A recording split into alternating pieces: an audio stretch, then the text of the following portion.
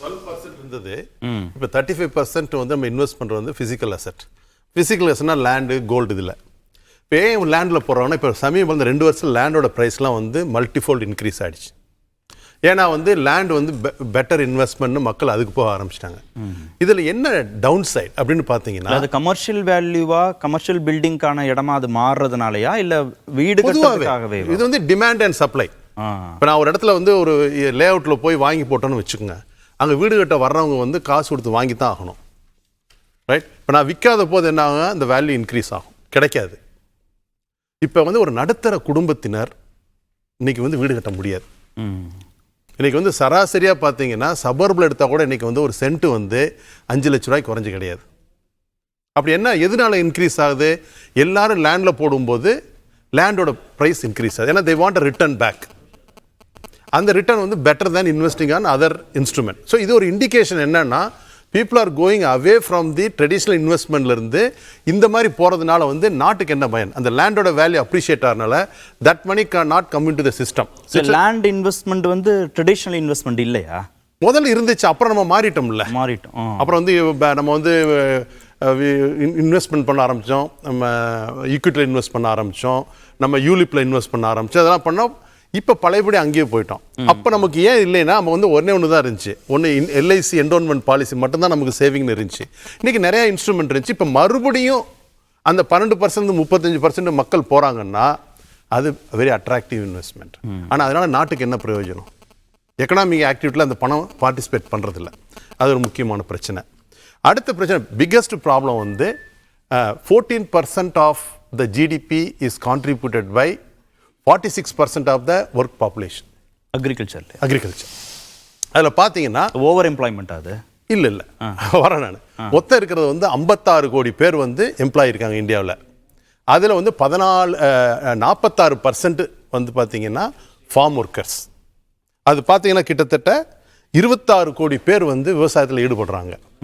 அந்த விவசாயத்தோட ஜிடிபி, நம்மளுடைய ஜிடிபி வந்து 3 கோடியே 12 லட்சம், 312 லட்சம் நம்மளுடைய ஜிடிபி. அதை 14% எடுத்தீங்கன்னா அது 44 லட்சம் கோடி வருது. 44 லட்சம் கோடியை 26 கோடியில் வகுத்தீங்கன்னு வச்சுக்கோங்க, 1.8 lakhs வருது. ஒரு ஃபார்ம் எம்ப்ளாயோட கான்ட்ரிபியூஷன் ஜிடிபி 1.8 lakhs. அப்போ அவருடைய சம்பளம் எவ்வளோ இருக்கும்? இந்த இது நான் சொல்கிறது வந்து அவுட்புட். அது வந்து அண்டர் எம்ப்ளாய்மெண்ட்டா? Under employment. நிறைய பேர் வந்து ஒரு இடத்துல இருக்காங்க, குறைவான ஊதியம். இப்போ ஒரு இல்ல, இது வந்து 2 விஷயம் இருக்கு. இது அப்படி சொல்ல முடியாது. இவ்வளவு பேர் வேலை பார்த்தா தான் இந்த ஜிடிபி வரும். நீங்க ஆளை குறைச்சிங்கன்னா இதுவும் கம்மியாயிடும். இல்லை என்ன சொல்றேன் நான், இப்போ எங்க ஊர் எடுத்துக்கங்க. எங்க ஊர்ல யாரும் விவசாயம் பண்றது இல்லை. இயந்திரமயமாக்குனா வரும் இயந்திரமாக்குற மாதிரி நம்மளுடைய சிஸ்டம் இல்லை. ஆச்சுங்களா? இப்போ எங்க ஊர்ல யாரும் விவசாயம் பண்றதில்ல. காரணம் வந்து விவசாய கூலிகள் கிடைக்கிறது இல்லை. ஒன்று, லேபர் நாட் அவைலபிள். இப்போ நார்த் இந்தியாவில தான் வந்து வேலை பார்க்குறாங்க. அவங்களோட இங்கே பெட்டர் சேலரி தர்றதுனால. இப்போ இந்த இப்போ பார்த்தீங்கன்னா 1.8 lakhs கான்ட்ரிபியூஷன் ஒரு எம்ப்ளாயியோட ஜிடிபி. இது அதர் செக்டார் மிச்சம் இருக்க 86 எடுத்துக்குவோம். இர்ரெஸ்பெக்டிவ் ஆஃப் எடுத்து பார்த்தீங்கன்னா 8.9 lakhs. ஒரு 6-7 மடங்கு அதிகம். ஆமாம். இப்போ பிரச்சனை வந்து என்னன்னா, இவங்களுக்கு வந்து ஒன்று வேலை வாய்ப்பு இல்லைன்னு எடுத்துக்கலாம், இல்லாட்டி அந்த வேலையை பண்ணால் இவ்வளோதான் அவுட்புட்னு எடுத்துக்கலாம். அப்போ அரசாங்கம் வந்து எதில் ஃபோக்கஸ் பண்ணால், உதாரணத்துக்கு எடுத்துக்குவோம், நாளைக்கு வந்து இப்போ சைனா வந்து கிட்டத்தட்ட 30 ஆண்டுகள் வந்து அமெரிக்காவின் பார்வையில் வந்து ஒரு பெரிய வல்லரசாக மாறிச்சு. எல்லாம் அங்கே ப்ரொடியூஸ் பண்ணிருந்தாங்க. இப்போ வந்து இந்தியா நோக்கிய பயணத்தினால இப்போ சைனாவில் பார்த்தீங்கன்னா நிறைய ஃபேக்ட்ரிஸ் வந்து ஆர்டர் இல்லாமல் தவிச்சிட்டு இருக்காங்க. அந்த இன்ஃப்ராஸ்ட்ரக்சர் காஸ்ட் வந்து அந்த கண்ட்ரி மூழ்கின்னு சொல்லிடுறாங்க. நாளைக்கு அமெரிக்கா இதை ஷிஃப்ட் பண்ணுச்சுன்னு வச்சுக்கோங்க இன்னொரு கண்ட்ரிக்கு. அப்போ என்ன ஆகும்? All the infrastructure what we belt பண்ணது இவ்வளோ இது எல்லாமே என்ன வந்து இன்னொரு நாட்டுக்கு போகும். இப்போ இந்த நாட்டை எது காப்பாற்றும்? நமக்கு சோறுபட வேண்டியது அக்ரிகல்ச்சர். ஏன் அக்ரிகல்ச்சரை வந்து நம்ம ஒரு ப்ராஃபிட்டபிள் பிஸ்னஸாக மாற்றலை? அதை ஒரு நோஞ்சாங்குழந்தையாகவே நம்ம வச்சுருக்கோம். நம்ம இதுக்கு வந்து இன்னொரு காரணம் சொல்கிறேன் நான். Personal experience. எங்கள் ஊரில் வந்து சுரக்காய் போட்டோம் தோட்டத்தில். கிலோ 3000 ரூபா வந்தால் பிரேக் ஈவன். ஆனால் வந்து வேலை பார்த்தவங்களுக்கு காசு கிடையாது. அதே இது நான் வந்து ஆரியபுரத்தில் வந்து 3 கடையில் விசாரித்தேன். ஒரு கடையில் 39 ரூபா, 44 ரூபா, இன்னொரு 54 ரூபா ஒரு கிலோ. அவர் அண்ணாச்சிட்ட போய் கேட்டேன், இது எவ்வளோ ப்ரொடக்ஷன் காஸ்ட் இருக்குன்னு நினைக்கிறீங்க? அவர் கரெக்டாக சொன்னார், என்ன சார் 3.5 3.25 ரூபாய்க்குலாம் வாங்கியிருப்பாங்க அப்படின்னு. இப்போ விவசாயிக்கு வந்து 3000 ரூபா தான், விற்கிறது 42 ரூபா. 10 மடங்கு. இப்போ எம்எஸ்பி கொண்டு வந்தால் என்ன, நம்மளுக்கு இவ்வளோ டேட்டா இருக்குது, எந்த சமயத்தில் என்ன விளையுது, எங்கே விளையுது, பருவநிலை மாற்றங்கள் நம்ம ஈஸியாக வந்து இப்போ கண்டுபிடிக்க முடியுது, அது எந்த சமயத்தில் வருங்கிறது எல்லாமே டேட்டா இருக்கும்போது அதை பேஸ் பண்ணி ஒரு வேரியபிள் பேஸ்ட் எம்எஸ்பி விவசாயி கொண்டு வந்தோம்னா 42 ரூபாய்க்கு விற்கிறதுக்கு அந்த 3000 ரூபாய்க்கு பதிலாக 8 ரூபா கொடுத்தீங்கன்னு வச்சுக்கோங்க, இட்ஸ் ப்ராஃபிட்டபிள். 3000 ரூபா பிரேக் ஈவன். அப்போ மத்திய அரசு இவ்வளோ டேட்டா வச்சுட்டு இது ஏன் வந்து இம்ப்ளிமெண்ட் பண்ண மாட்டேங்கிறாங்க?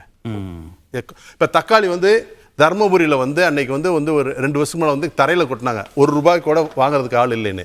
அதே நேரம் ஆரியபுரத்தில் வந்து கேஜி 32 ரூபா தக்காளி. It's not connect.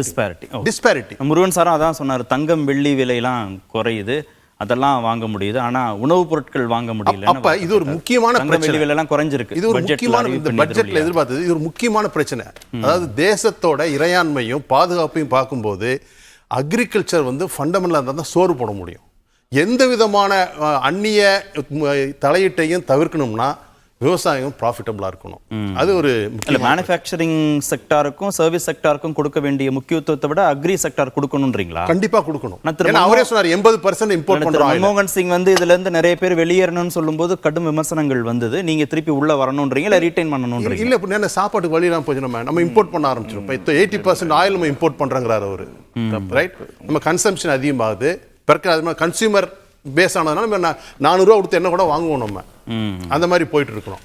அப்போ விவசாயத்தை எப்படி வந்து ப்ராஃபிட்டபிளா மாத்துறது, அது எப்படி வயபிளா மாத்துறது அப்படிங்கிறது. ஏன்னா 46% of the people work force இருக்காங்க, அங்க இருக்காங்க. ஏன்னா அவங்கள மாத்தி அவங்களாம் படிக்க வச்சு கொண்டு வந்து இந்த செக்டாருக்கு கொண்டு வந்து பண்றதுங்கிறது மிகப்பெரிய வேலை. அடுத்தது வந்து ரூரல் டெவலப்மெண்ட். நம்ம வந்து எல்லாத்தையும் அர்பன் டெவலப்மெண்ட்டை பத்தி பேசணும். நம்ம வந்து டீஅர்பனைஸ் பண்ணணும். அது சின்ன சின்ன ஊர்களை கொஞ்சம் ஒரு மிட் சைஸ் நகரங்களா உருவாக்கணும். மைக்ரேஷன் குறையும். அப்போ வந்து சிட்டியில் இருக்கிற அந்த stress on city will come down. அடுத்து வந்து இவ்வளவு பேர் பீப்புள் வந்து இவ்வளவு தூரம் டிரான்ஸ்போர்ட் பண்றதுக்கு அவசியம் கிடையாது. Localise create smaller cities, satellite cities, அது பண்ணணும். தொடக்கத்தில் குறிப்பிட்டார். அதேதான், அது மாதிரி நம்ம வந்து எல்லாத்தையும் நம்ம சிட்டியில போட்டு அர்பனைஸ் பண்ணிருக்கோம். அதோட விளைவுகள் நமக்கு தெரியும், அர்பனைஸோட விளைவுகள். ஸோ அதனால வந்து we have to look at holistically பார்க்கணுமே ஒழிய not in pockets. What is the strategy of the country for next 10 years? Okay, அப்படிங்கிறது நம்ம பார்க்கணும். பட் நல்ல விஷயங்கள் இருக்கு. நான் வந்து பட்ஜெட்ல வந்து நிறைய நல்ல விஷயங்கள், அவங்க இந்த நியூ ரெஜிம்ல வந்து 8 லட்ச ரூபா கொண்டு வந்து வரவேற்கத்தக்கது. கண்டிப்பா வந்து யாரெல்லாம் வந்து நியூ ரெஜிம் எடுக்கிறாங்களோ they'll be very happy, வரவேற்கத்தக்கது. நான் ஒன்னே வருத்தம்னா ஓல்டு ரெஜிமை வந்து நீங்க அழிச்சிட்டீங்கிறதா வருத்தம் வழியா நியூ ரெஜிம் வந்து நல்லா இல்லைன்னு சொல்ல வரல. எம்எஸ்எம்இக்கு நிறைய பண்ணியிருக்காங்க, ஜாப் எம்ப்ளாய்மெண்ட் போதாமைகளை நீங்க சுட்டி காட்டி இருக்கீங்க. ஏன்னா நிறைய பேர் நல்லதெல்லாம் பேசிட்டாங்க. ஸோ கடைசியில் பேசுறதுனால வந்து விட்டு போனதா பேச வேண்டியதா போச்சு. நன்றி அனைத்து விருந்தினர்களுக்கும்.